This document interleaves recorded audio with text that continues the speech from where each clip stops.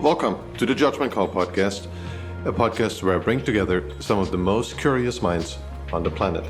Risk takers, adventurers, travelers, investors, entrepreneurs, and simply mind-bogglers. To find all episodes of this show, simply go to Spotify, iTunes, or YouTube, or go to our website, judgmentcallpodcast.com. If you like this show, please consider leaving a review on iTunes or subscribe to us on YouTube. This episode of the Judgment Call podcast is sponsored by Mighty Travels Premium. Full disclosure, this is my business. What we do at Mighty Travels Premium is to find the airfare deals that you really want. Thousands of subscribers have saved up to 95% in their airfare. Those include $150 round-trip tickets to Hawaii from many cities in the US, or $600 lie-flat tickets in business class from the US to Asia, or $100 business class lie-flat tickets from Africa round-trip all the way to Asia.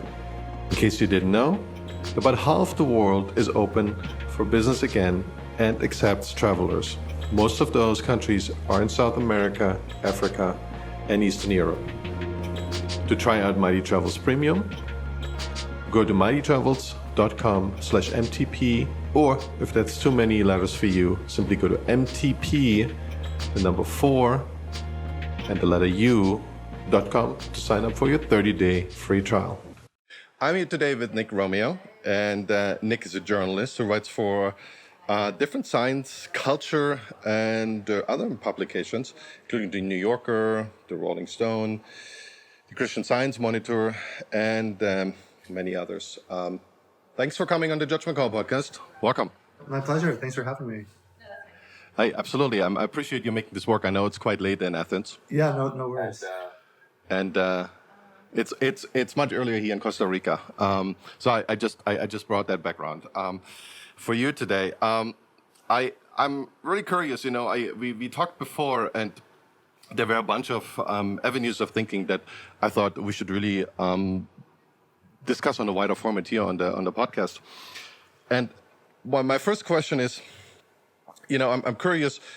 You grew up, from what I learned, in the Bay Area, and then you started becoming a journalist, and now you really have this enormous reach that you have with your essays. I've read through there on your website. I read through most of your essays in the last couple of days, and I thought they're excellent.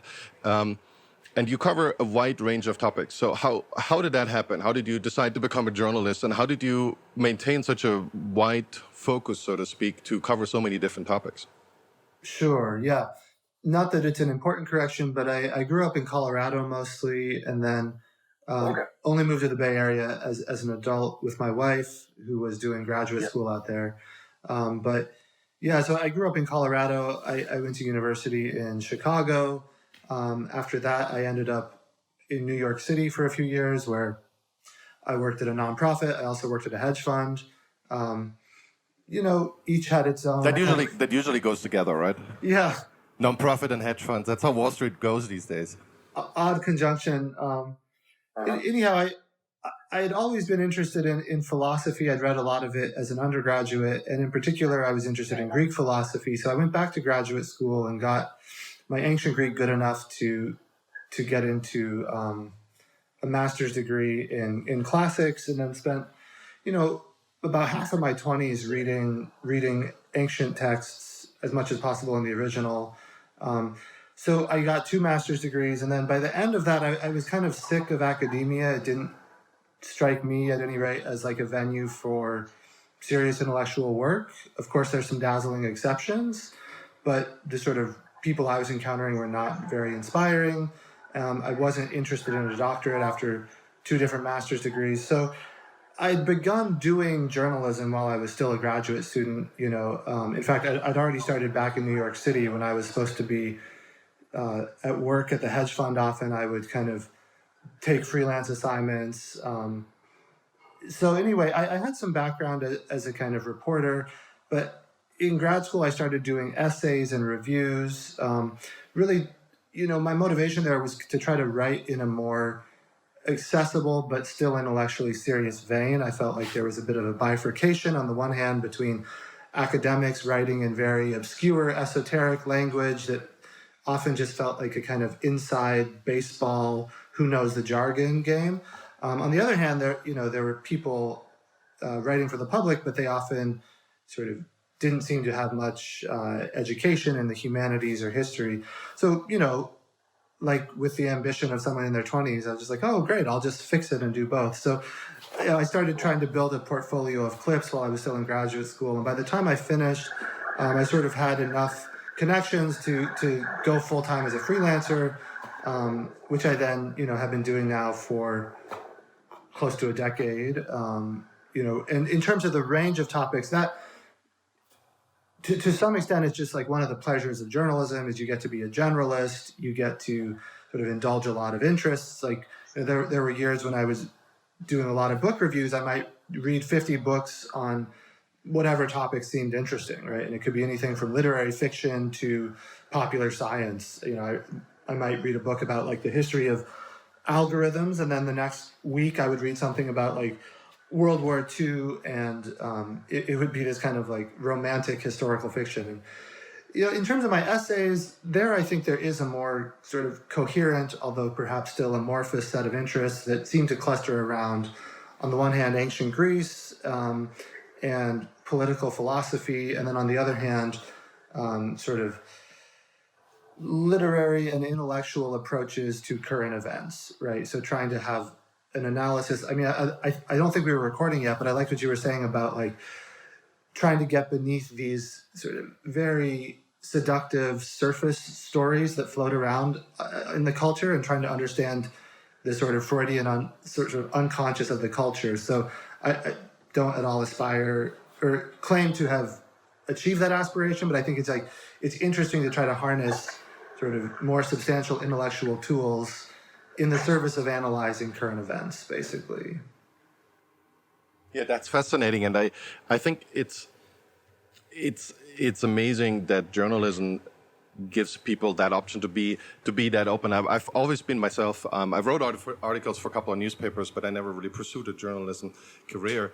I always felt I'm a person, and I can't change myself as much, that is really happy with going into lots of different topics, knowing pretty much a little bit about everything. There's a few topics where I know a bit more than the average person, so to speak, and I can read dozens of books. But it's really hard for me to kind of keep narrowing down my focus, which is kind of what people expect of you, in college, past college times. And I studied law, and I thought it's fascinating. And then I was in it, and I thought, psychology is great too. So I took some psychology courses. And then I realized, economics is actually what I need. So I kind of shifted to economics for a little bit. So I had trouble focusing my mind and enjoying this focus. And it sounds like you had a similar experience, and then journalism fulfilled that. For me, it was entrepreneurship that kind of gave me that opportunity. Yes, I had to look into technology, but on the other hand, it's a lot. There's a lot about how do you survive in a certain landscape, and how do you navigate sales? How do you deal with other people? How do you hire people? There's a lot of psychology. So I always felt that was a match made in heaven for me when there was a high demand for entrepreneurship. That's kind of, I'm complaining a little bit. This isn't as big a demand in that generalist role as much anymore. It's more the technology-focused entrepreneurs. What do you think happened to journalism in the last 5 to 10 years from the outside? And you're much more an insider. I'm an idiot there. But when I look at it from the outside, it seems like it has this enormous pressure coming from social media that kind of creates these trends. These I call them, these narratives that kind of, they seem idiotic from the outside, but they get a lot of engagement on social media, right? And it gets millions of likes, and then the topic dies down a week later, and then nobody remembers a week later. So there's something strange that happens in social media, but it seems to really resonate with the audience. And on the other hand, we have journalism, which seems it lost the print revenue, right? And it has trouble finding its way and monetizing its way in this social media world. And what we all feel, and I'm curious if you agree, is that the most, so you either had to concord with this and kind of go along with the Facebook algorithm and hack people's minds and coming up with other crazy narratives. I'm not saying it's fake, but it's just crazy. Or if you didn't do this, you really are risking basically going out of business pretty quickly. And most of these publications have gone out of business. Is that accurate, or do you feel no? There's way more to journalism these days. I think there's a lot of truth in the picture you're painting. I mean, certainly the influence of social media is hard to overstate.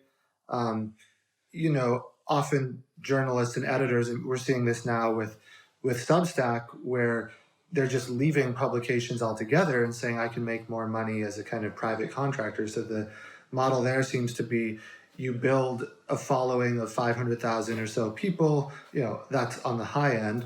But once you have your dedicated fans, you kind of leave the nest of the home publication and then just charge people directly to subscribe. So I think it cuts both ways as well, right? Publications are often then more inclined to hire or work with people who have enormous social media feeds. And like you pointed out, all of this ultimately is related at a deep level to the business model, right? If you don't have revenue from classifieds, or if you have dwindling revenue from subscriptions, then you want to monetize every bit of advertising you can, and that means sort of getting more eyeballs on every article. And it absolutely shapes everything from how a headline is crafted, to which articles are assigned in the first place, to like what journalists are expected to do. I mean, there used to be reporters who would have, and there still are some, but there used to be many more reporters, I think, who would spend months immersing themselves in the cultivation of sources, the reading of background material, maybe on the ground reporting in half a dozen locations around the country. That's largely giving way to a kind of quick hit model where, you feed the outrage machine, you feed, you sort of surf along the tops of the waves and say, well, what's trending today? You hack the algorithm, as you put it. Not to say that there's not still deep substantive reporting, but it's a kind of a feedback loop, right? Because audiences are also more and more accustomed to a kind of skimming, shallow sort of reading. I mean, I think here of maybe Nicholas Carr's book, The Shallows, from about 12 years ago now, about the kind of superficial reading that the internet encourages. And I mean, certainly Twitter seems to be like the culmination of that combination of superficiality and outrage. And it shapes news in all kinds of ways. I mean, we could go in a lot of directions with this topic. I'm happy to sort of go where you'd like on it. I mean, I definitely want an expert opinion. It seems like you've seen a lot of editing rooms, maybe not necessarily from the inside, but you've been involved in so many different publications, right? And they hire you for the specific essay, but I guess how much of an interaction do you have with different newsrooms or people who decide, with editors who decide if that essay will be published? And will they give you directions, or they basically say, do whatever you want, and I read through it, if it's not terrible, then we'll publish it? What is their expectation, and how hard it is for you to, and I don't know if these rules exist in the space of journalism where you're in. How many of those rules are being made up on the fly, and you have to comply with them? You have to change things around, or you have to write a totally different essay in order to get it approved? It's a good question. It's hard to answer in compelling generalizations because it does really differ pretty dramatically by publication. It also differs pretty dramatically by the type of article. I do a mix of reported pieces where I'm functioning in a more traditional journalistic role. And then I also do quite a few essays or kind of think pieces where I'm, trying to illuminate some topic, often making an argument, sometimes in just a more informative way. I'll just, without sort of naming particular publications or throwing, particular ones under the bus, as tempting as that absolutely is, I will say that there's a huge range in quality among editors. I mean, you have everything from people who seem to almost read nothing but social media, who literally seem borderline illiterate culturally. Maybe they're right out of school, maybe they didn't read a lot in their undergraduate education, maybe they're an unpaid intern. You certainly have some interactions with folks where you're just sort of confused about why they have that job as like cultural arbiter at a powerful institution. On the other hand, you have people who are incredibly sort of erudite, thoughtful, who can shape an argument with incredible skill, who are committed to sort of giving sort of close hands-on feedback, mentoring writers. So it's a huge range. I mean, on more pessimistic days, I sort of fear that the tide is generally shifting in favor of the marginally educated 22-year-old with large social media feeds. But I think, in reality, the picture is pretty complicated and nuanced, and it varies a lot by publication.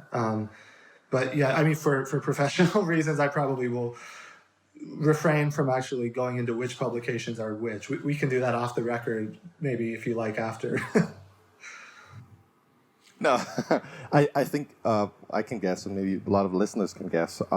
But when they see the range of publications, and we only noted a couple earlier, but the range of publications you write for, that is strange to hear.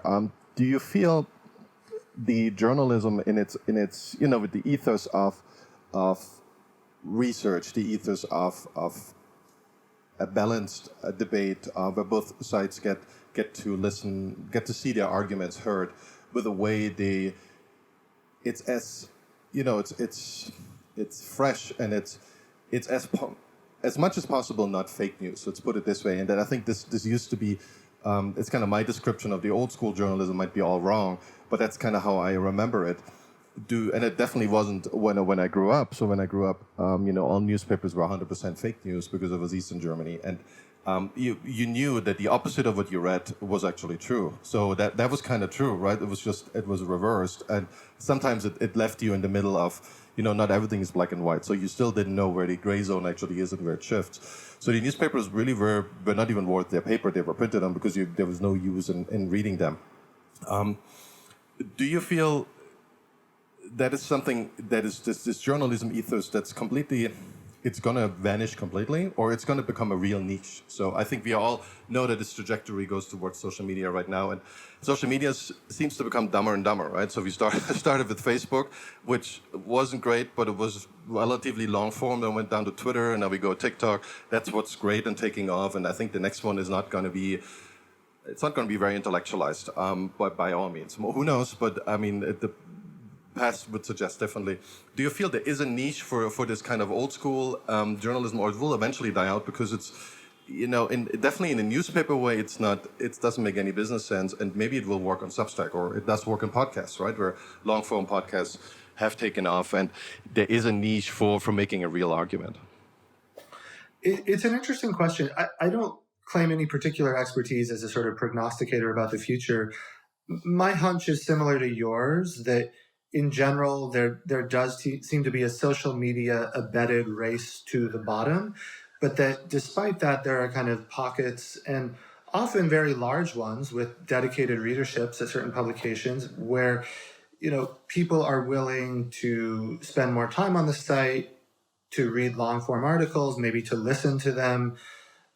Most publications now give you the option just to listen to articles. So I think there's some appetite for that, and it'll remain in a way that's related to like education, which is something I write about quite a bit as well. And I think the evisceration of humanities curriculums over the last 30 years is like an interesting parallel here, where in some sense you need people who have learned to read closely and carefully with sustained attention to complicated texts, right? So if there's not a kind of prior pipeline, so to speak, that is creating thoughtful, skilled readers, it's perhaps a little unfair to say, oh, well, it's all just Twitter or TikTok. I mean, I think these issues start much further upstream with, how do young people spend their free time, ages like 5 to 20, right? I mean, have you read a few hundred books just for pleasure by the time you're in university, or have you read maybe 3 under duress because you had to for a class, and you memorized a lot of, tricks and tips to maybe just barely do well enough on the standardized test? I mean, I think comparing those two humans, there's not a lot of doubt in my mind about which becomes the dedicated reader of serious journalism, but also serious fiction and nonfiction, and which person is like the consumer of certain other parts of the internet. Yeah. Well, I don't want to blame it on journalism, right? You make it sound like I want to blame it on the journalists. I don't. I think the journalists are driven by bigger market forces, right? And if the forces tell them to do balanced reporting, they will. If the forces tell them to do a hit piece on social media, they will do that too, right? I mean, some won't, but there will be someone who will do it, and these people will sustain if that's what sells, right? So. That's not what I'm trying to say, and I fully agree with you that this is a societal change that happens. And the question is, and I have the same debate with my children, but they obviously are not interested in books, right? They're interested in social media, and I'm trying to find out, is this old school model that we had, where we basically say, okay, this is the blueprint where everyone has to go through. And this is the blueprint of your life, right? I call it the boomer model. So you grow up with the schooling for 10 to 12 years, and then you go to college, and then you look for this career path. And sooner, more or less, this was true for most people in the last 50, 60, 70 years. And that required a huge amount of knowledge outside of your own expertise. But most people are actually not interested in anything else but the really narrow sense of current interest, often driven by emotion, right? If you ask them, they're just not interested in it. I mean, it's like, you go by an ice cream store and buy a salad place, you probably won't hit up the salad place unless you really are into salads, right? So 99% will hit the ice cream place. And and that obviously seems really weird, and we forget the knowledge of the ancients. The upside for that is, these people, and I see this with my children, they have so much time for their own really narrow education, right? They don't have books, so that's not even in their list. But they have skills, say what the kids do on YouTube, right? So the way they can show up on YouTube, they have a very well developed mental ability to talk very well. They have say graphic abilities. They can find information really quickly, way better than most people in their 40s can. So my doubt is a little bit, are we seeing this as kind of a general decline of the population that the ancients would talk about, right? Or are we seeing a specialization because we live in this hive and nobody can keep up with all this information anymore? That was already hard before, but now with the internet, I mean, we're just flattening out. Our brain is just not able to cope. So the only way to cope for the young people is to just say, okay, forget about all this, and I really only go into my specialized niche, and I trust the hive. Mm. Yeah, no, I mean, I see what you mean. I think maybe the distinctions are orthogonal. Like, I can certainly imagine trade-offs between breadth and depth, or specialization and generality. But I think kind of cutting across that is a separate distinction, which is sort of, regardless of whether you're doing one thing or five things, what's the sort of depth and power of the attention that you bring to that, right? And has it been fractured by certain kinds of addictive technologies since a young age? What are the kind of intellectual habits that you've cultivated that enable deep engagement with any topic, whatever its scope of generality? Yeah, you learn in order to learn later, right? So I'm not sure this really. It's somewhat the question is, did it ever resonate with people? So I don't know. We can jump a little into your amazing knowledge into the ancient Greeks and ancient philosophy, and we know we did one of the biggest criticisms by the rulers of Athens were obviously about Socrates, and said, well, with your talk and you're touching topics that we feel are sacrosanct, but your talk puts everything into question. And you're ruining the youth of Athens. So we got to get rid of you. Please stop talking. And if not, we'll just go somewhere else, right? And it kind of sounds like a bit like what we just talked about. It's kind of the youth is the problem. They're not ready to buy our products anymore. So it's the youth that's the problem. And maybe they were badly influenced by someone, but it's definitely not us. Yeah, I was with you until the final analogy. I'm not sure I quite follow what you mean there. Are we in the position of the elders of Athens complaining about the youth? And if so, who's the modern Socrates there? Well, the modern Socrates would be social media, right? So it's someone who goes out there, ruins the youth, and we are the elders of Athens, and we say, oh, we just don't need the social media, and everything will be fine. So just go away. So let's just ban them. Like, we wouldn't do this, but just let's make this model, this thought model, and but I don't think it would, right? So the social media is an outburst of the problems that society had before information overload. Well, maybe it's worth pausing on the analogy between social media and Socrates. I mean, often what Socrates did was to tell you exactly what you did not want to hear, to force you to confront contradictions in your reasoning, sort of subtle hypocrisies in your self-presentation. Social media, it seems, does precisely the opposite. Namely, it flatters your vanity. It shows you it allows you to curate a attractive, kind of ideal version of yourself and project it to the world. I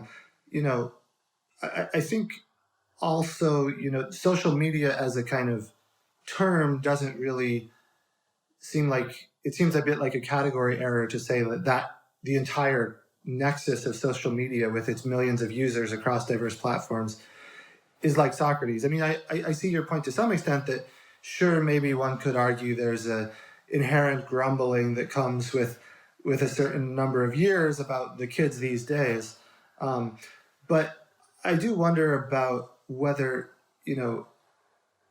perhaps a more accurate, I mean, I do think about this, like, who is a modern Socrates? I mean, one person I find very interesting is the philosopher Michael Sandel, who teaches a justice course at Harvard that's been viewed something like 30 million times around the world.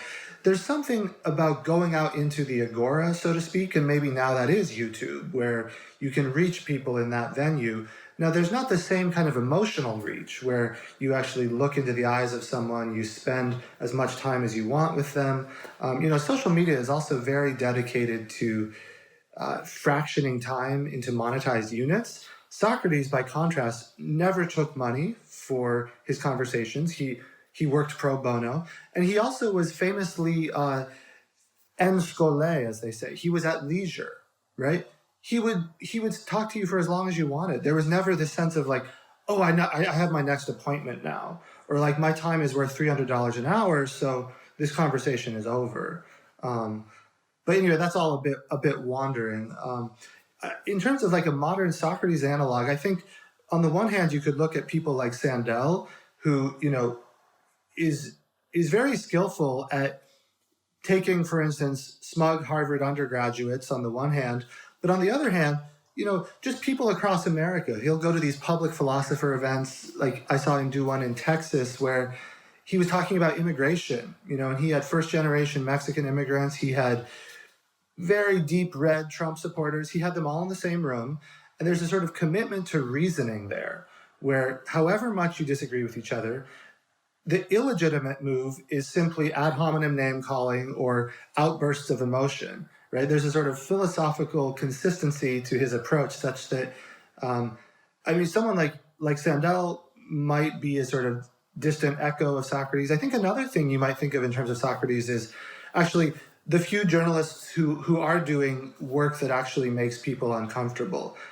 So sure, the New York Times publishes lots of articles with headlines like how to make your chicken taste more succulent. But okay, when they have paid the bills and get more serious and they actually run a piece that makes people question how they're living their lives and change how they live their lives, there I think you can see journalists functioning as Socrates. I mean, it's worth remembering here Socrates' famous analogy from the Apology, where he compares the city of Athens to a horse and himself to a fly. So his job is to sting the city out of its lazy torpor, to kind of be its conscience.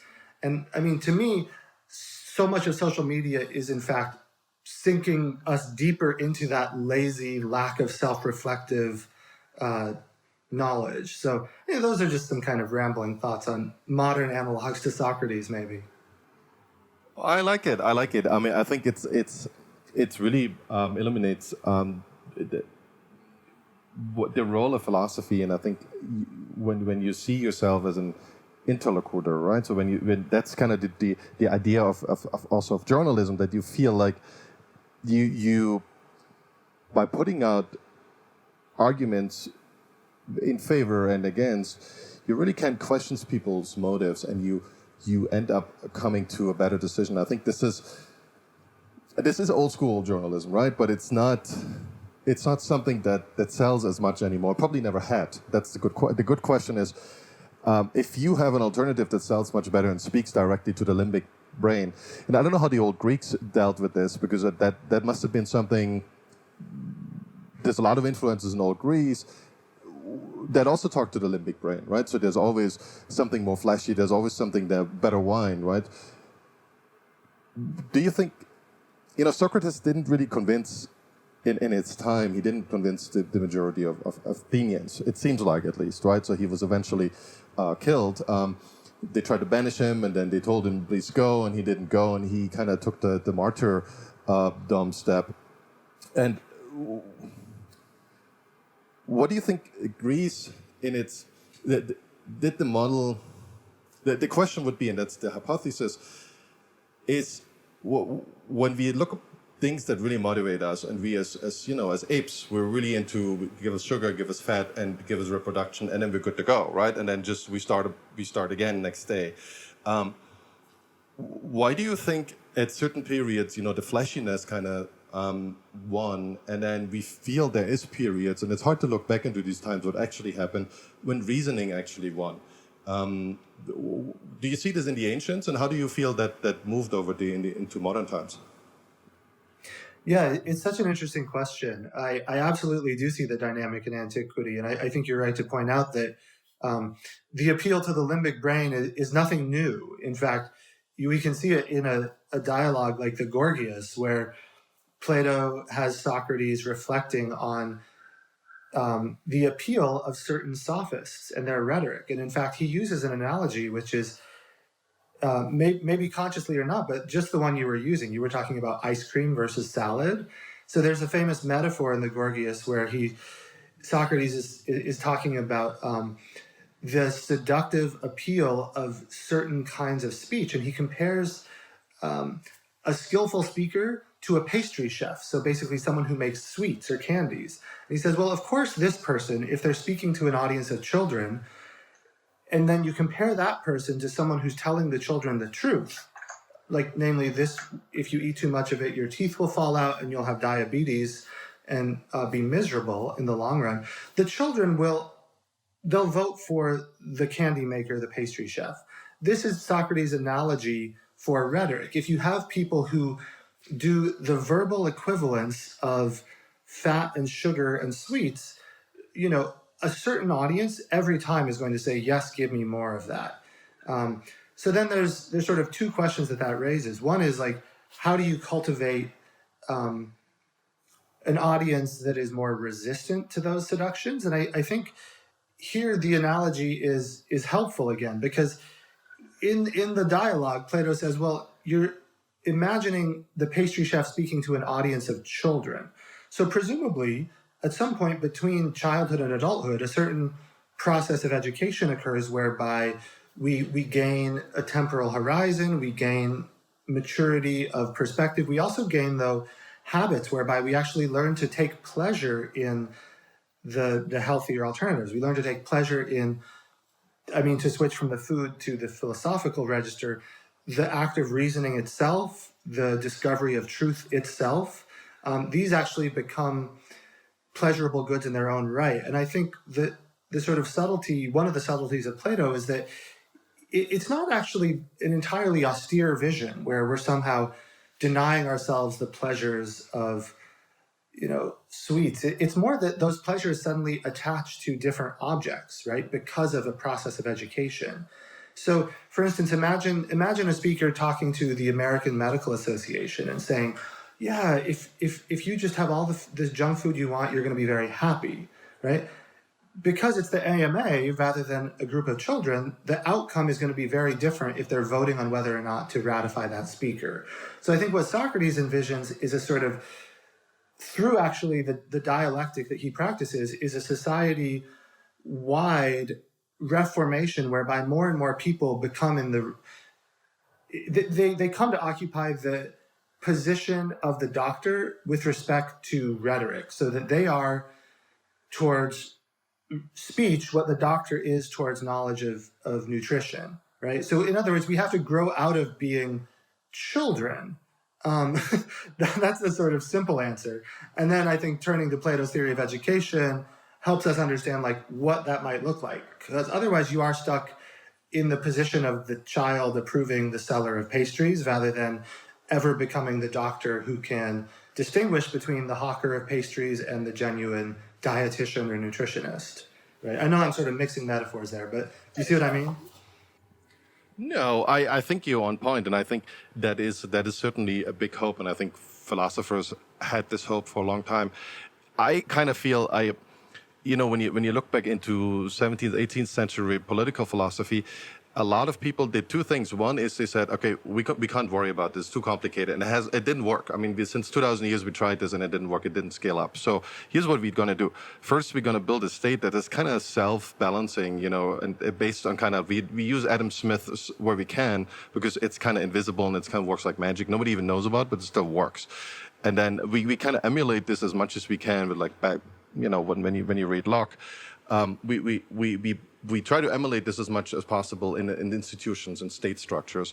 And then on the other hand, I think what you just referred to, we come to reasoning and we see the negatives of our impulsive doing. I think a lot of people, and this has changed now, obviously, but in the 17th, 18th, 19th century, that was the role of Christianity, right? It was the role of religion. So it gave us a direct blueprint of how we should behave. And a lot of things that are short-term great for us, but long-term bad, were sins. They were definitely discouraged, not necessarily prohibited. But this doesn't exist anymore, right? So we killed religion off, basically, in most people's minds. And we kind of still have the state structure that kind of worked for us, but kind of the whole moral rules and the whole, this is how you should behave because it's to your own best. We just get rid of them, and now we basically say eat as much junk food as you want, and don't worry about it. It's all fine. And I think this is the crux of the issue right now. So we have this structure on one hand that should be good, but we don't tell people how to behave anymore because we don't like how to tell other people how to behave. And I think it's good, right? This is a good development, but we haven't really replaced it with something that just keeps. How do we play the long game? How do we tell people the long game is more important than the short game? And I don't know if there's a lot that we currently have in our portfolio that we can just put out and say, so to speak, into the population. Those are not a lot of cultural values that really resonate with the wide audience. From my point of view, maybe I'm wrong. Maybe there is a huge following for some of those these value-driven systems, and they don't have to be religious, right? It can be anything. They need to encourage people to do that long term, because I feel just talking to people and trying to educate them. I feel like to be. And I think you're way ahead of your age. Most people, they need 30, 40, 50 years to really understand philosophy and to value it, right? This discovery of truth. I think it's really difficult to make this apparent and to a 20-year-old. I don't know how to do it with a teenager, for instance. Yeah, it's interesting. I mean, there's so many directions we could go there. One thing that occurs to me is, I think you're touching on lots of interesting points. I agree with a lot of what you're saying. I'm not sure I'm quite as pessimistic about the sort of the impossibility or just the difficulty of instilling intellectual curiosity as a value for its own sake. I think that actually may be more of a default setting. So, for instance, Aristotle starts the metaphysics with the line, all humans by nature desire to know. But I think we don't have to read Aristotle to look at how young children are often very, very curious about the natural world, the social world, the historical world. I mean, Noam Chomsky tells an interesting anecdote about his education where he, as a very young child was just asked in school, well, how is it that a fly can actually navigate during a rainstorm? Right? It's like the kind of thing a kid wants to know, but it also gets you into really rich areas of physics and biology. And sort of depending on the kid who's asking, you could go incredibly deep with that. And so I think one point to start is reconceiving of education as this kind of hyper-instrumentalized, debt-ridden path to eventual wealth, and directing it more into a sort of communal process by which humans self-actualize as sapient entities trying to discover truth about the world. That doesn't entirely, or even maybe at all, answer your other concern, which is more about ethics and character formation. And I mean, here I think it's useful to think about the origins of the words, like the Greek ethos, from which we get ethics, is also the root of a word that means character in ancient Greek. Ethos is, and you can see this, like, you know, today we still talk about what's the ethos of the company or the country, what's the sort of character of it, right? But so the idea that habits are the means by which character is developed, I think is incredibly important here. So if you have a habit from a young age of, say, checking your phone 300 times a day, that's going to produce a very different kind of cognitive organism than if you have a habit of, like, trying to understand the physics by which flies navigate through rainstorms. Now, it's a separate question, like which of those is more sort of socially ideal. But I do think there's at least some hint about the answer to that question in the fact that, you know, when we exist in sort of communities in pursuit of knowledge, there's a built-in friendship there. I mean, like, the schools of philosophy, since we're talking so much about philosophy, schools of philosophy in the ancient world, you almost can't think about the word school today, and you can't really think about the word philosophy today, because they meant such different things. A school would be something more like a community with whom you would share meals, you would share customs, you would share friendship, wine. I mean, you could almost think of like a monastery, except without the religion, right? And then philosophy itself also might be very, very kind of practical in the sense of, like, how do you live a good life, right? How do you cultivate the proper disposition of your soul such that your soul will flourish? And there's this analogy that runs through so much of Plato, but really through so much of ancient philosophy, and it shows up in Rousseau as well. We can get to that if you want. You're mentioning a lot of modern philosophers, but but the analogy is just between the health of the body and the health of the soul. So just as the body is this physical entity that can undergo disease, but can also experience flourishing, the soul, and by that I think you can think of something like the mind combined with, like, the habits and the sort of moral character, that too can be sick or healthy. So how do you achieve a society in which more souls, and I mean this not in a Christian sense, but just as a sort of philosophical translation of, like, psyche in the Greek, root of psychology, how do we get to a point where more souls are actually flourishing? I mean, I think the answer, whatever it is, whatever your position, it seems like it cannot involve further atomization through, like, time on screens with attention capturing models of addiction. Yeah, I mean, I think you said that really beautiful, and there's two separate entities that, and I would say one is the short term satisfaction and one is a long term satisfaction, and they are very often at odds. And I think philosophy, and I include Christian philosophy and Judaism into this, and the same goes for Quran and lots of other religions. They bring their own philosophy, which is trying to do the same thing, like balancing out these short-term and long-term effects. And the question, obviously, and we felt like the Holy Roman Empire thought they have an answer to that, right, without knowing the Greek text, and then later on they discovered them, and then the answer changed. So I felt that was really interesting to see that if they would have built on the same knowledge, maybe they would have come to a different conclusion, but they didn't have it. It wasn't widespread, at least. It was certainly known to an extent for some experts.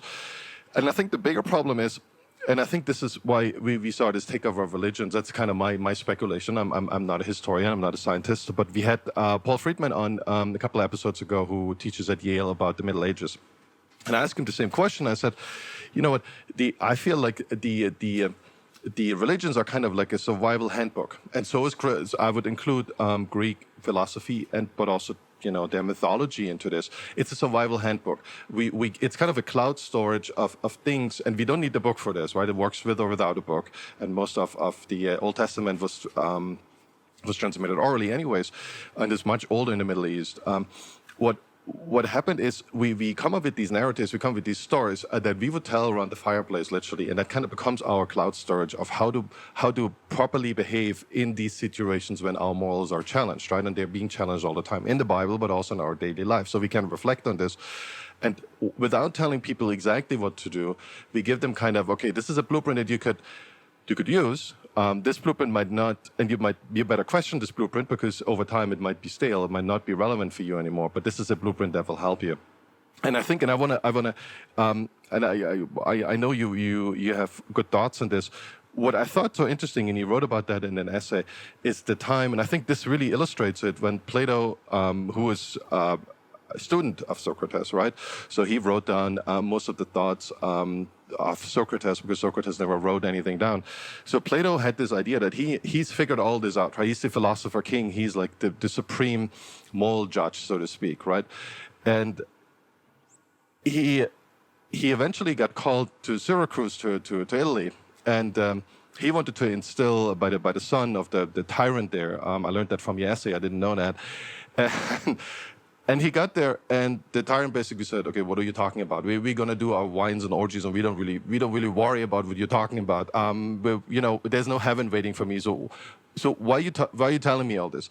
I feel this kind of illustrates this point, right? Well, what do you think? And I know Plato later came back, and how do you feel this story would have developed if he would have convinced the tyrant? Maybe that would have been very different.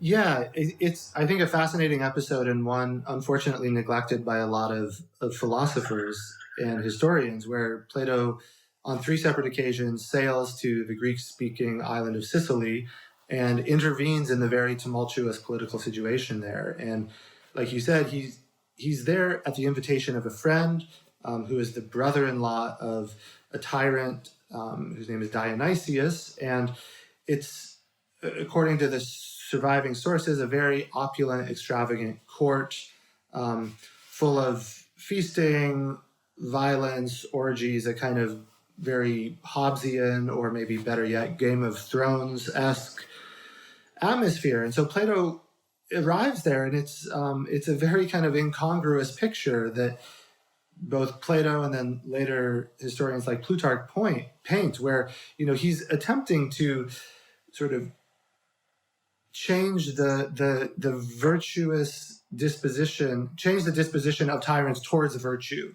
to turn them away from their current lifestyle and give them, rather than an erotic attraction to like wine or sex, actually an erotic attraction to philosophy.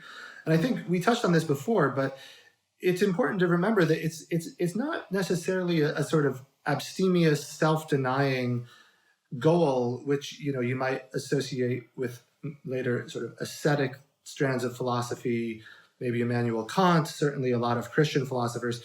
In fact, there's a real erotics of the intellect in Plato. It's just that the eros is not directed toward one particular body or one particular sumptuous meal. It's actually directed towards the comprehension of universal sort of formulas that describe the world. Often those are mathematical for Plato. Inscribed above the entrance to the academy in Athens, supposedly were the words, "May no one ad geometrios," so no one without knowledge of geometry enter here. Right? So he's a very sort of austere thinker. He believes that actually, like, the study of theoretical math is in some sense like the flourishing of the human organism. Now, I think there are a lot of other things that can also constitute a similar flourishing for Plato.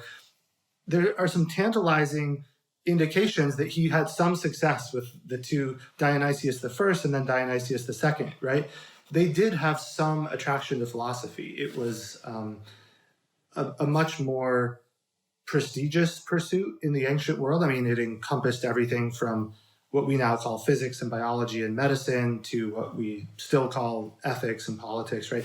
It was sort of the intellectual par excellence, like full stop. A philosopher was a kind of intellectual of enormous breadth and skill, and it had a lot of cachet. And so, a cynical reading is that the 2 tyrants in Sicily liked Plato as a status symbol, right? It was maybe like rating the Harvard economics department for a president today. It's like, you don't really listen to them, but it's nice to have them around. They look good. When you're giving speeches, you kind of gesture at them. That's like this. It's kind of like a priest, yeah. A lot of warlords in the Middle Ages traveled with their priests, and the idea was, I can't be so bad because the priest is kind of absolving me at any point of time, anyways. And second, if I'm injured, to just I will just baptize me and I go to heaven. So it was kind of insurance policy also, because you could go to heaven, but you could do all the sins you wanted because you were not Christian, and then it suddenly switched. And you know what I found so interesting, and you wrote about that, and I think this is awesome. When the first Dionysus the first or the third, I don't know how the numbers work, and he eventually he was not happy with Plato, and he just sold him into slavery. And he said, when what he's telling us is true, he wouldn't be any less happy in slavery. So this is not a big deal. This guy would have a great life in slavery, and Plato was not so happy about that. So there is something about walking. Talking the talk and walking the walk. I don't know if Plato was ready for that. Oh, yeah. Well, so, right, there is this kind of dark joke that occurs whereby, if Plato's claim that eudaimonia, which is often just glossed as happiness or well-being, if eudaimonia does not depend on external circumstances, right, if sort of virtue is sufficient for well-being, then, as you said, there should be no change in Plato's eudaimonia, whether or not he's enslaved. And so after the first trip to Sicily kind of goes quite badly, and he offends Dionysius, he is sold into slavery.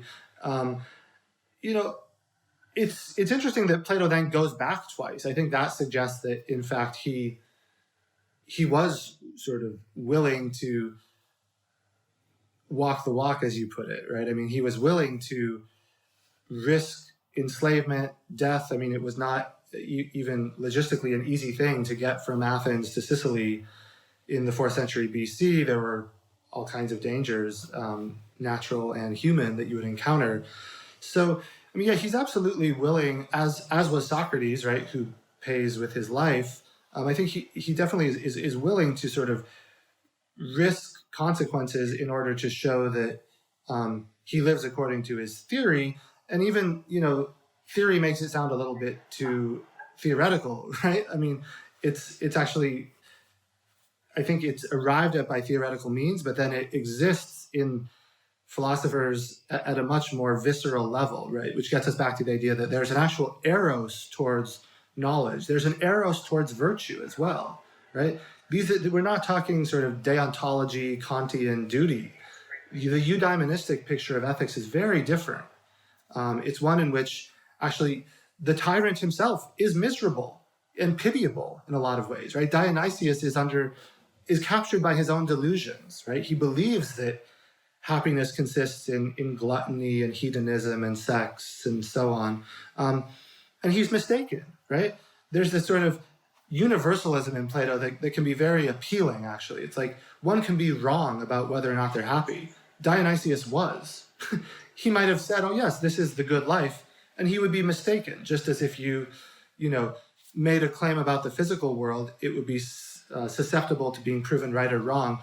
Plato has that same level of epistemic confidence in these claims about the worlds of ethics often, right? Yeah, I mean, what you just said, could it's basically verbatim what I read out of 12 Kings, right, of the Old Testament. It's exactly the same problem, right? That they try to solve their own, and they go through the history of what actually happened. So there were a bunch of prophets and kings.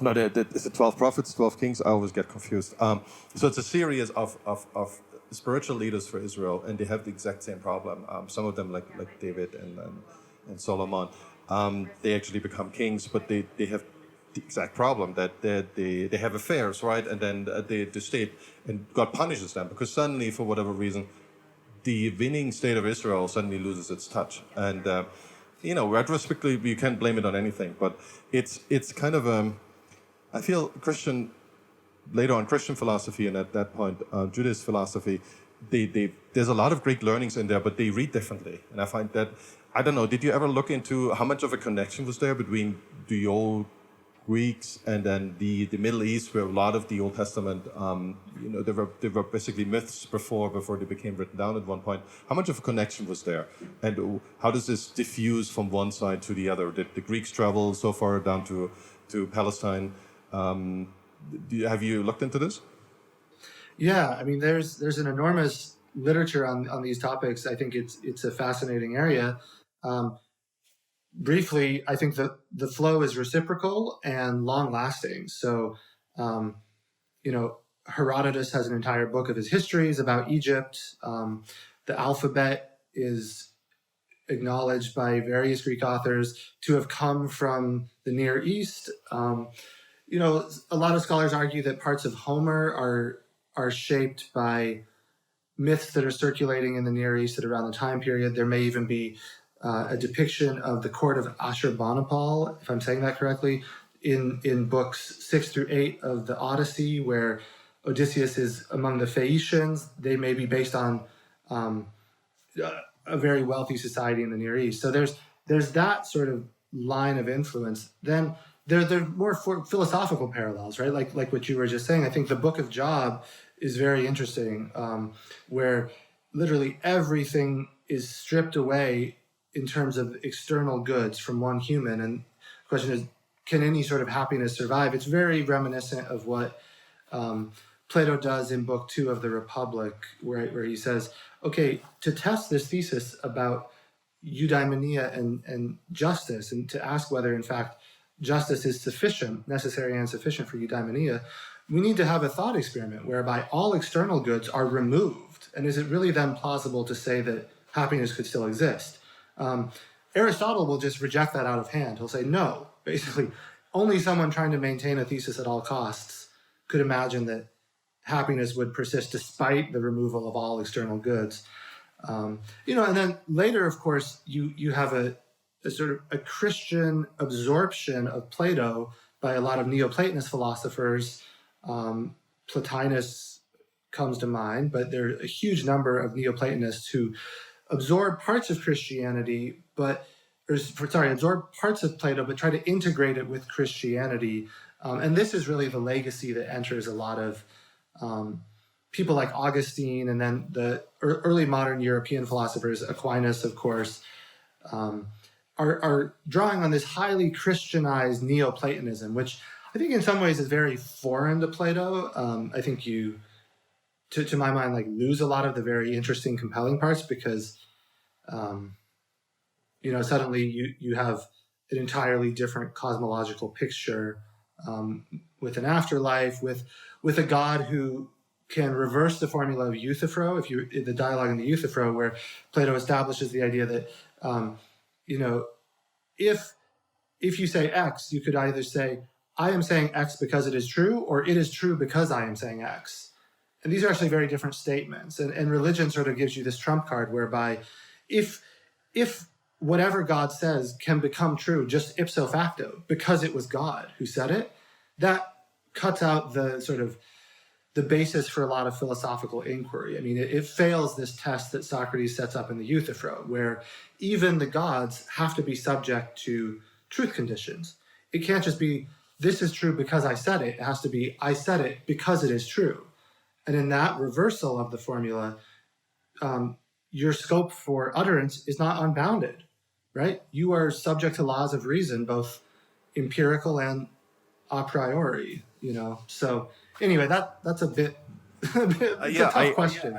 I thought that's really fascinating. So there was a lecture about that problem that I listened to, and Christine, what is her last name? I forgot her last name. I have to look up. She does an Old Testament lecture, and she also does Talmud lectures.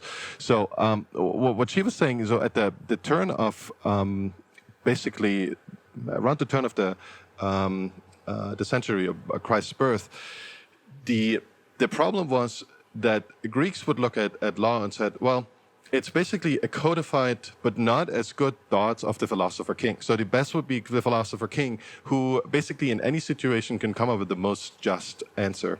And our laws they're great, but they're basically just an approximation of that. We have to generalize them. So for in general, they're good, but there might be places in situations where the laws are not as good. So we have to go to someone who is much wiser, the philosopher king. So the laws were kind of something, that was kind of flexible. But when you look into Judaism, it's the complete opposite, right? So the idea is that the word from God is final. It has been changed over time, but eventually it arrived at the final moment. And what we see as a representation of Bible and what's in the canon, that cannot be changed. This is completely. This is complete and it's forever.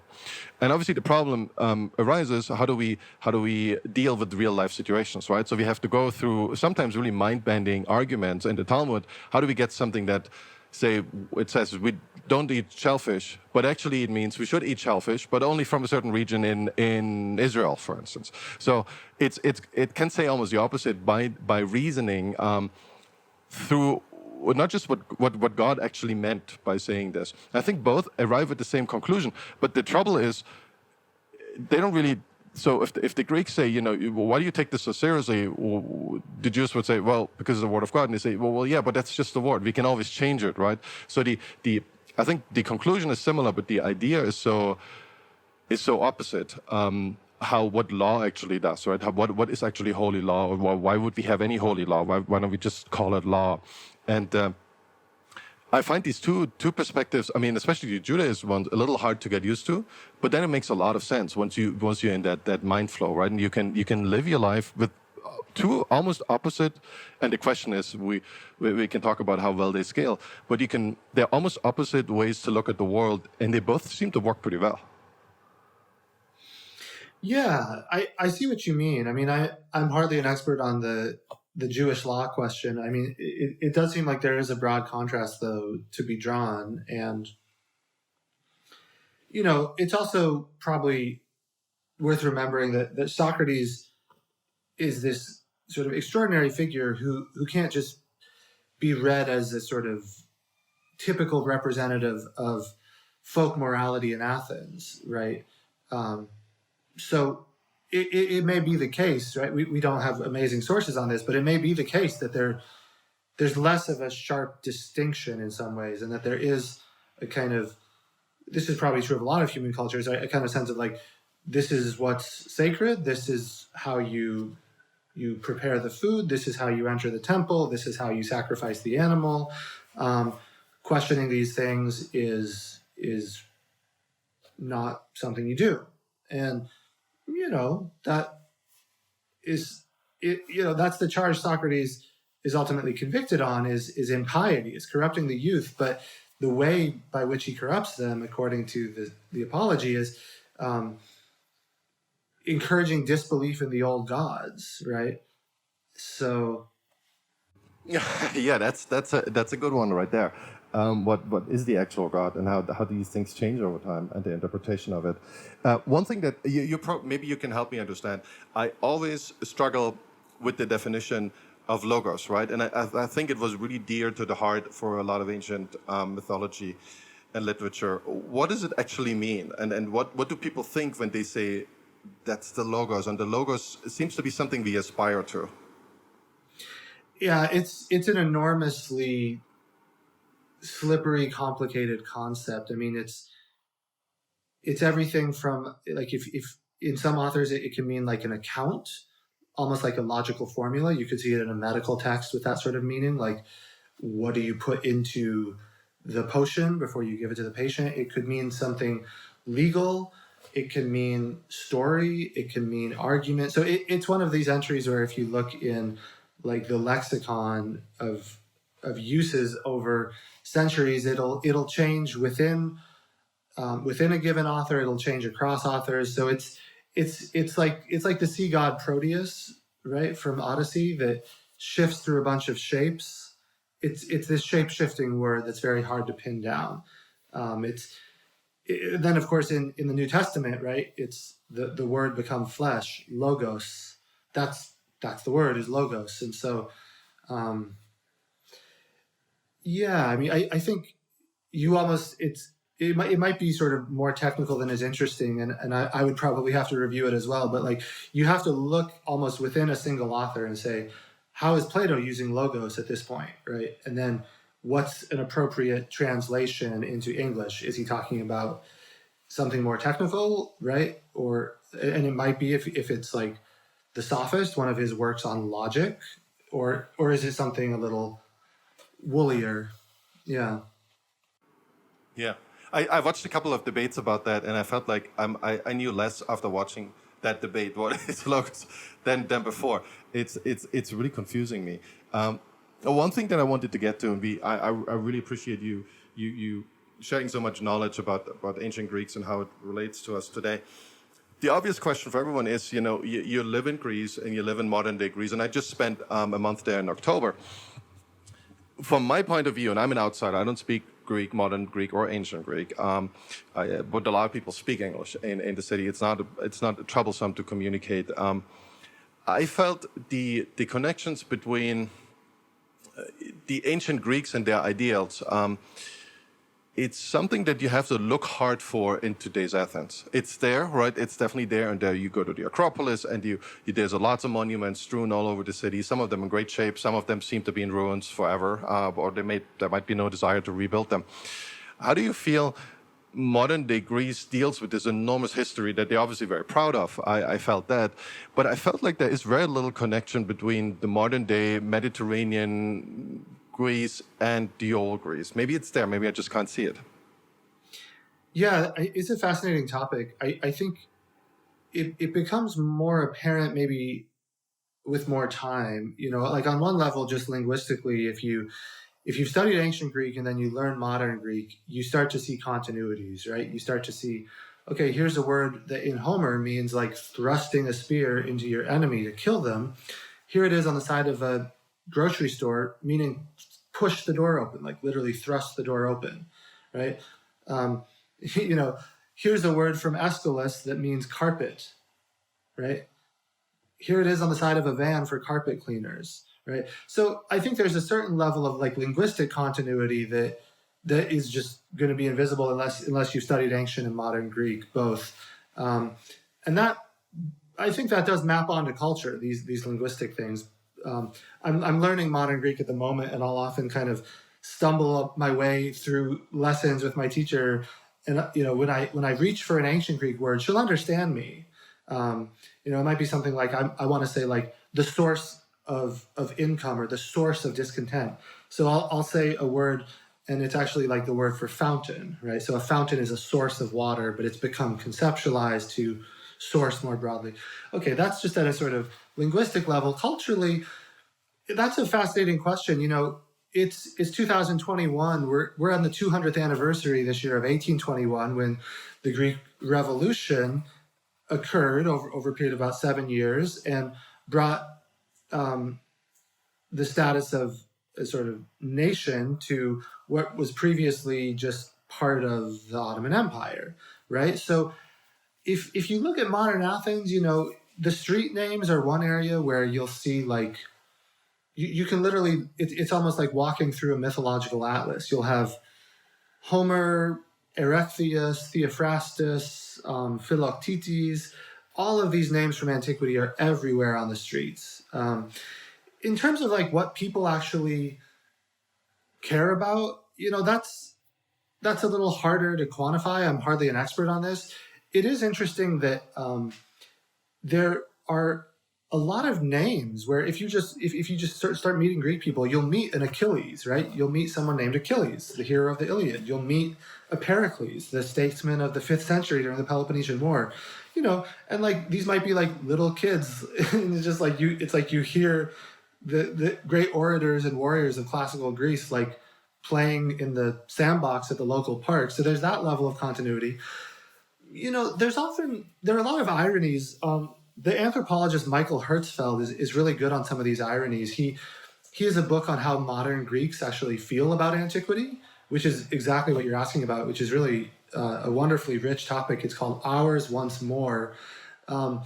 He tells a funny story at one point where it's during the revolution, so it's sometime between 1821 and 1827, and famously, like Lord Byron came and fought, but a lot of actually Philhellenes, people who loved their understanding of Hellenic culture, came and fought and even died in the service of Greek independence. So he tells a story about an Italian guy who loved ancient Greece, who is sailing over, and he gets to some of the Ionian Islands, and he meets an aristocratic friend there. And he's like, he can't wait to sort of get to the fighting, basically. He wants to free Greece. In the famous line from Byron's poem, it's like, fair Greece, sad relic of departed grace. Though falling great, anyway, something like that. He wants to go save the glory that was Greece, this Italian guy, right? Meanwhile, the Greek host, this aristocrat, is more or less indifferent. He doesn't seem to have much knowledge of what's going on in the actual revolution. He doesn't seem to have a lot of sense of like being part of a nation that's like fighting for its freedom. In fact, what he's doing is translating Homer into Italian, because he lives on an Ionian island, and so he's bilingual and bicultural in Italian. These are the islands closest to Italy. So you have an Italian coming to save Greece, while a Greek is translating Homer into Italian, right? So they're both kind of fleeing in opposite directions, and they have this meeting on an island. I think that's like a nice story because it captures some of the ironies sometimes of like, and then of course you have another tradition where so much of Europe is like contesting over Greece's legacy. You have, on the one hand, like the Philhellenes, who think that they're the new Greeks who are going to sort of resurrect Athens. Like, on the other hand, you have people who think, well, okay, yeah, the ancient Greeks were great, but the modern Greeks are kind of disorganized and dirty, and they've been corrupted by the Turks. This is another sort of narrative you encounter. And so for them, it's like, it's inconvenient when you encounter modern Greeks in the early 19th centuries who are actually, one, like pretty indifferent to the ancient past, and two, like hard to match against templates of heroic glory because they're more interested in like stealing sheep from their neighbor's village and like going on raiding expeditions against like their enemies like 2 towns over. So there's this sometimes like comic clash between the expectations of like grandeur and heroism that like the early European travelers have for Greece, and then like what they encounter is very different. And it's not to say that there's no continuity. In fact, another wonderful anthropologist, Juliette Duboulay, writes very movingly in 2 different books about the survival of ancient religious festivals within Greek Orthodox religion. So she has a book called Life and Cosmos. It's something just about, the subtitle's about Orthodox religion in a rural village on the island of Evia.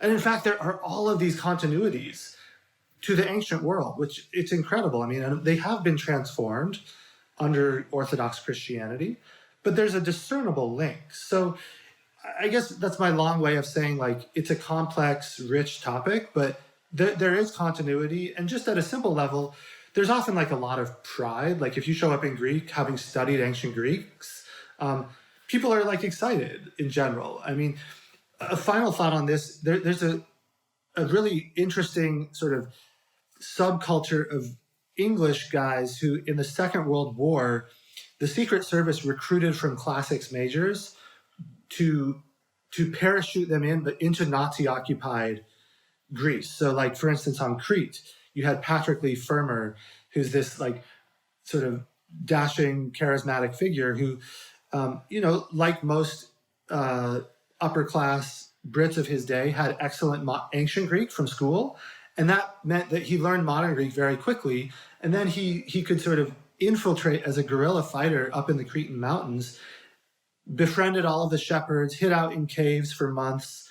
And he'll talk about like shepherds reciting in caves for hours on end. And you think about Homer, of course, right? Oral rhapsode, delivering hours of poetry by memory. And this is a shepherd, right? Someone who maybe has gone to 2 or 3 years of formal school. So, I mean, you think about a story like that, it's hard not to feel some sense of continuity between ancient Greece and modern Greece. I mean, it's not that he's reciting Homer. He's reciting something called the Erotokritos, which is this Renaissance poem from medieval Crete, really Renaissance Crete. But like, just that sort of, that same sense of like, and the sense of hospitality as well. Like some of the Cambridge and Oxford folks who got parachuted into Nazi-occupied Crete, the way they talk about like being received by villagers, it feels straight out of Homer, right? Where it's just like the first thing you do with a stranger is you don't ask them their name, you just start feeding them, right? And then, oh yeah, I'll figure out who you are later. But like strangers are sacred, right? You take them into your home, you show them xenia, hospitality.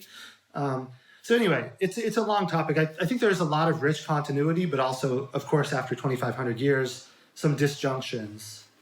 I think it's fascinating the facts that you know about that. That's a really unique insight, and I, if I have to parachute somewhere, I would go to Greece first. So that seems like a long vacation if you're on a guerrilla war. It sounds better than Afghanistan, or Egypt, or I don't know where the frontiers were at the Second World War. So that sounds like I would elect that if I can. But what I felt from the few Greeks that I had a conversation about, they told me, well, learning Greek is hard, so we'll accept that you don't speak it, because there's so many words that we would like to know in Greek that we don't simply know as well, because there is the connection to ancient Greek, as you say. There's so much from a different world that kind of seems to blend in a little bit, that they also have trouble making their way through it, unless they're intellectuals and they give speeches every day about the topic. Then obviously they would know. But for the general population, that is this heritage. It's often a little bit like a burden, and I say this because there is this. There isn't a few nations in Europe. I mean, everyone in Europe is very proud of their history and their language, right? It's I grew up in Germany, so extreme nationalism in Germany, and we know what happened with it, but it's still there. It's just you don't see it anymore, and it's being hidden away a little, but still there. But most of that history actually happened. Germany was started a Reformation, so a lot of stuff happened in the last 400 or 500 years. And the average German has no clue about these things as well, right? And that's only 200 years ago. And Britain, really took off, became an empire 200-300 years ago. Nobody really knows. And we expect Greeks to kind of have a connection to something that's 2,500 years old. So that shows kind of how silly that is. But that's kind of the expectation level that I had. And what I felt like, it's a bit like a burden, because you have this massive amount of knowledge and advance in philosophy, not so much in technology. Strangely enough, the Greeks didn't develop that much technology. They had technology, but it never really took off. And then the Romans came around, they had better tech, but they didn't have a ton of innovation either, at least not for very sustainable. Sometimes I feel like that tells us a story. One is that you can come up with very great intellectual ivory towers that make a lot of sense. And the Greeks, I think, hit the truth literally many, many times and thousands of years before. But it didn't really change their productivity.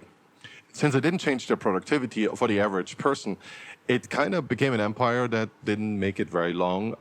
They did make it for 500 years, so maybe that long is the wrong word. But if they would have sustained productivity growth, we would all speak Greek today, I feel. Yeah,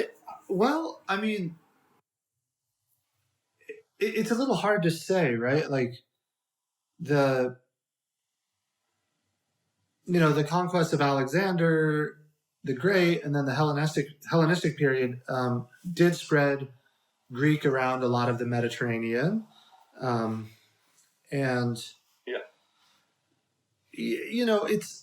I'm not sure, I guess, what to say about the sort of counterfactual world in which somehow that continued and we all speak Greek. That just seems like, but I guess I'm also not quite sure whether framing it in terms of productivity, if you mean that in an economic sense, is. Yeah, what I'm trying to say is, how long do these empires last? If can be predicted, and we are like in the midst of an American empire, and we can definitely see the signs. We see signs when for desolation, that the American empire is certainly taking a hit right now. Nobody doubts that. But can we predict and can we learn from those? There's more than the Greek empire, right? There's dozens more. Can we predict and say, well, and I think one of those big predictors is continuous productivity growth. If you continue to innovate and show productivity growth, you have nothing to worry about. If you, for whatever reason, cultural, economical, technological, you hit a wall, you're in trouble. Like it's that empire might be over. The place will still continue, right? But the empire and your influence on the world will be over.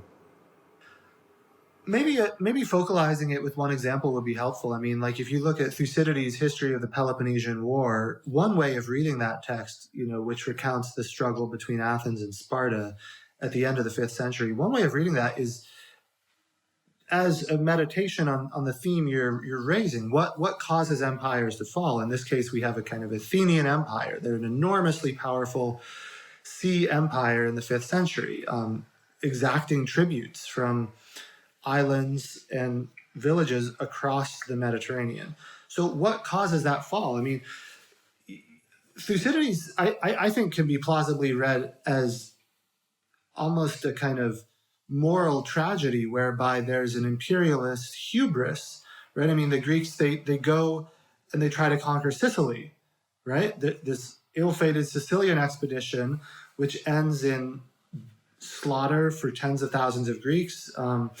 There's a kind of arrogance, the way they treat the millenials, right? There's a famous part called the Melian dialogue where they're essentially playing power politics. They're just dictating terms to a weaker colony. So eventually this sort of hubris, to use a Greek word, a sort of moral arrogance, results in the collapse. And in fact, the way Thucydides frames it is such that you have every reason to believe the Athenians will win the war. They're richer, they have more wealth than Sparta, they have control of the sea, which is enormously important, and they have stronger alliances. And so he frames it as this kind of almost following maybe a tragic template, something you'd expect from Sophocles. There's a sort of clear moral arc whereby I think it's hard necessarily to map this perfectly onto later empires, but it's a different way of thinking. It may be a less economistic way of thinking about history than just like they stopped producing new technologies and therefore they collapsed. It might be worth introducing a more kind of moral and narrative dimension whereby as. So I really like that argument. It's certainly more to it than the simplistic view on just the technology, and I think there's more to it. There's a bunch of books that make that argument, and I've fallen to. I became a believer in that, and I've been looking at this for the last 20 years. Obviously, there's more to it, and I don't want to reduce it too much. But that's kind of my simplistic view that I have on the final days of the empire. There's way more to it. And Paul Friedman told me his view is it's the moral rot. So if the people are not united anymore, and if there's too much moral rot, then the empire is doomed, irrespective, because simply that also reduces technological growth, because simply people don't worry about technology and growth much more. What they worry about is fighting each other. Civil war kind of can kill pretty much any empire. There's a lot to it, and I mean there's a long history of those empires. Anyways, what I wanted to talk it's kind of as a last point. Well, I'm very impressed by your knowledge of ancient Greece. Are you planning to write a book, or what's next for you? How do you use this amazing knowledge you've got? Well, yeah, I mean, I certainly am interested in continuing to write on Greece, whether that takes the form of more essays and articles or a book. I'm a little bit agnostic about that. There's all sorts of things that I am sort of working on and interested in with respect to philosophy and ancient Greece. So one of them is actually this topic, though, of sort of political community and how what I guess your other interviewee used the term moral rot. I mean, the Greek, you might also just say stasis, which is often translated as civil war. So how is it that like communities like fracture and collapse versus what sort of institutions and attitudes allow them to coalesce and thrive? I mean, that's a major theme in the ancient philosophers and historians, and it also seems like a very timely one today. So, I mean, that's on my mind a lot. But then it's also for me kind of just a way of like leading a rich life. Like I try to read at least 50 to 100 lines of Homer in Greek every day. I try to make time for Plato. So it's also not. To sort of get back to our earlier thing, it's not always like I'm doing it for the sake of some other project. It may just be like this is a meaningful way to spend time. And I'm also trying to get my modern Greek better as well. So that's on the agenda. In terms of other articles, like I'm writing quite a bit on economics these days. Those are sort of what some of my longer reported stories are on. And yeah, those should be out in the next few months. So I won't say too much about that, I guess, for now. That sounds really interesting. What's your tip for getting through Homer? I mean, I have the book, but I haven't started yet. Is there an easy way? Can I chop it down a little bit? Is there some shortcut to it, because it looks massive? Oh, I think it's a real pleasure. I mean, it's like the sort of thing you could read at night with kids. I think it's nice to read it out loud. That's probably how it was experienced, with like as an oral poem over a period of a few days with good food and wine. I mean, that might help. Okay, I'll try. I'll try that. Maybe I can introduce them to some Greek literature. They haven't taken a bite yet. Yeah. That might be a good starting point. I have to start with my children. Awesome, Nick. Thanks for doing this, and I learned so much. That was fantastic. I really appreciate that. My pleasure. Thanks for having me. Yeah, it was very, very nice to talk to you as well. And hopefully we will have you back, and maybe next time we talk about economics. Yeah, that'd be great. Sounds good. That'd be awesome. Nick, take it easy. Talk soon. Bye. Bye-bye.